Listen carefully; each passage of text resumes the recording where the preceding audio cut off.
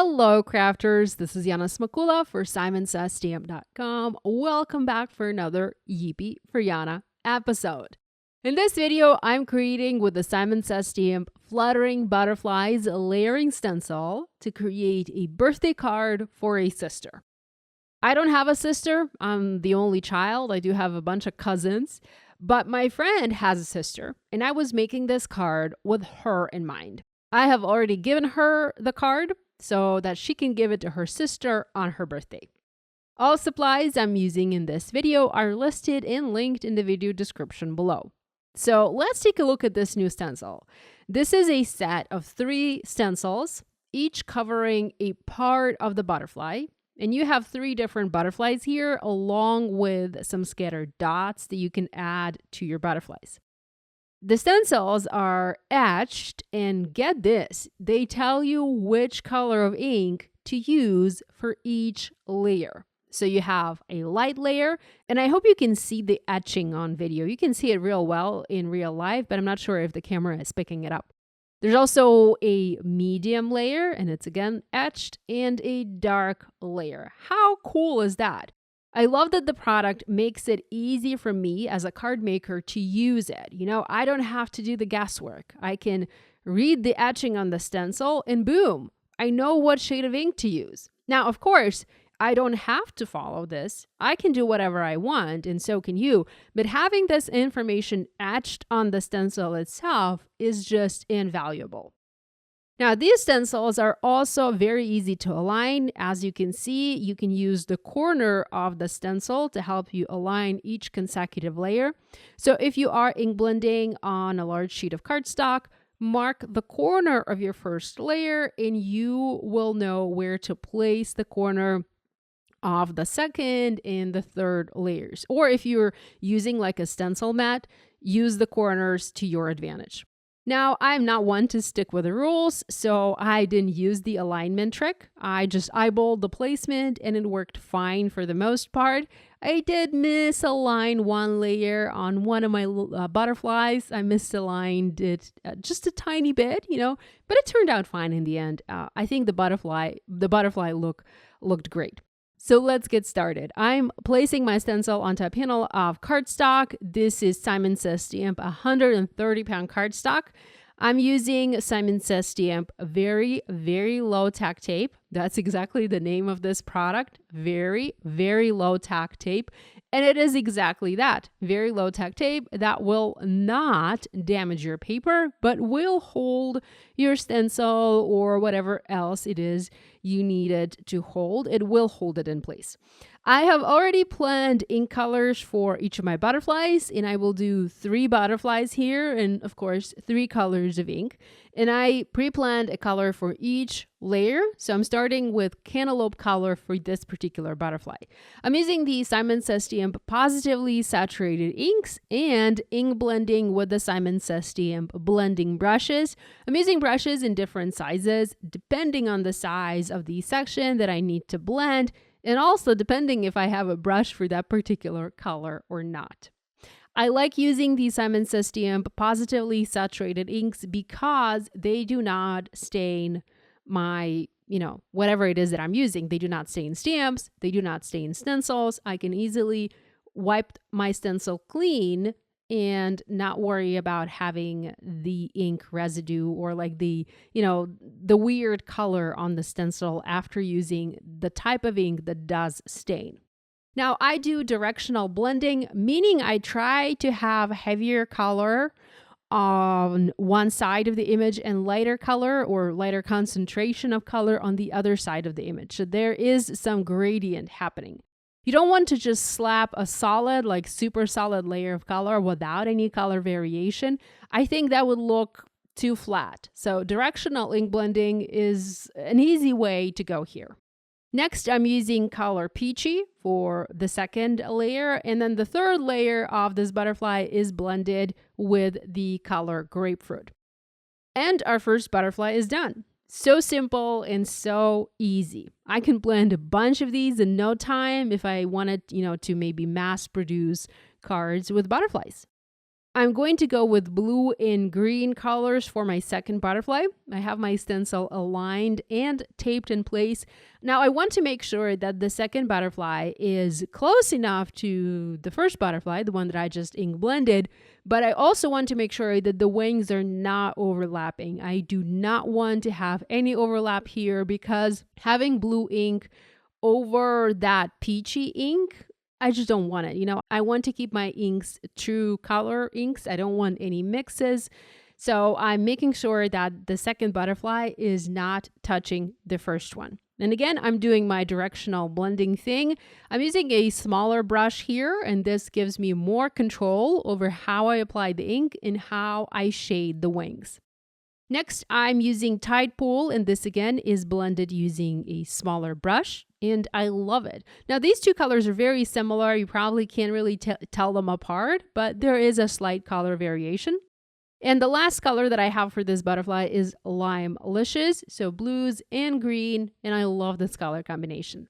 Having finished this butterfly, I did regret positioning the first butterfly so far from the panel edge. This affected the placement for my second butterfly. It does look a bit out of place, you know, a bit odd, but it did work out in the end. You know, it looked okay on the finished card. I'm ink blending the third butterfly with yellow first. This is citrine color, and I'm also adding a touch of orange to have an even more color variation. So orange that I'm using here is SHERBET. And I'm coming in with a small round detail brush from Simon to make sure that I don't over apply this ink. It is important to have good ink blending tools, whichever tools you prefer to use. I like these brushes because they come in various sizes and shapes, and they also are color coded. So that makes it easier to grab the right brush for the right color. As you can see, my brushes are not labeled. I don't have a designated brush for a specific color. I can use one brush for several shades of the same color. For example, I will just use one yellow brush for like 3 different shades of yellow. I will try to clean it in between the different colors, but I don't have 3 yellow brushes for the 3 shades of yellow. Next, I'm using GUAVA, and it's such a pretty pink color, and I am blending this over the second and also the third layers of this butterfly. Now, the third layer overlaps the first layer, so naturally, when I blend this pink over the yellow, I'm getting an orange color, and that works really well with that slight orange ink blending that I have happening on the body of the butterfly. Next, I'm ink blending these scattered dots, and they help fill the background and balance my design, because before I just had 3 elements. I had them positioned heavily on the top and left hand side of my panel, and then the bottom and right hand side of my panel was looking kind of lonely. So by adding these dots, I'm creating balance. I'm using cantaloupe color for this. You don't want to use something that's too vibrant. You know, it's best to use a soft and subtle color, and our background is done. Now, my panel was originally cut to 4¼ by 5½ inches, but I used a rectangle die to trim it down and turn it into a smaller panel, and you can see that it is under 4 by 5 inches now. I have a beautiful sentiment that I want to stamp overlapping the butterflies, and the sentiment comes from the Sisters Forever stamp set from Kathy Zilski. I'm stamping it using my Mini Misty stamping tool and the Simon Says Stamp Intense Black ink. Now, the reason I'm using this ink, because typically I like to use VersaFine Onyx Black, but VersaFine is a pigment ink, and it might smear on this particular paper because this paper has special coating, and that coating prevents VersaFine from drying quickly. So I either need to be super careful and make sure I don't smear anything. I can also heat set it using my heat tool, or heat emboss it in clear embossing powder to make sure the ink will not smear, or I can just use a different kind of ink, which is exactly what I did. And the Simon Says Stamp ink, Intense Black, worked really well. It's a fabulous black ink, and it dries almost instantly. I then used a layer of fun foam. I just cut a panel to be slightly smaller than my ink blended base, or my ink blended panel. And I used that fun foam layer to foam mount my ink blended panel onto my card base. So I have a solid layer of dimension happening here. So my panel is popped up. I also have a tiny happy birthday sentiment off to the side. I wanted to make this into a birthday card. So not just a card for a sister, but a card for a sister you'd give on her birthday. So I created this additional sentiment by first ink blending cheeky ink onto the same type of paper, the Simon Says Stamp 130-pound paper. And I then stamped the sentiment. This one comes from an older stamp set from Simon called Tiny Birthday. I used Simon's T-square ruler to adhere this sentiment straight onto my card. Now, believe it or not, I never had a T-square ruler before. I don't know why I was so stupid. This thing makes card making so much easier. I mean, it's such a simple tool, yet the things it helps me with, it's just super valuable. So don't be like me. If you still don't have a T-square ruler, get one. You will thank me later. Okay, lastly, I embellished my card using the Simon Says Stamp rose gold confetti. I scattered them around the card. I basically kind of tried and follow the ink blended scattered dots. So I have a couple of sequins or confetti pieces in the bottom right corner, and then I have them going up to the top left corner. I particularly love these sequins because I keep saying sequins. I should say confetti. I particularly love these confetti because they don't have a hole in the middle like sequins do. So these confetti are definitely a win for me. So here's a look at the card I have for you today. Thanks so much for spending time with me. I hope you enjoyed this idea. If you make a card inspired by this video, as always, we would love it if you shared your project online and tagged us on social media. We always love seeing what you guys are making.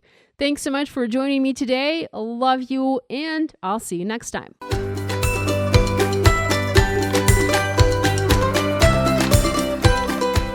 Hi there, I'm Heidi, Simon's mama and founder at SimonSaysStamp.com. Thank you so much for watching our video. If you like what you just saw, be sure to press the thumbs up and subscribe to see more great content.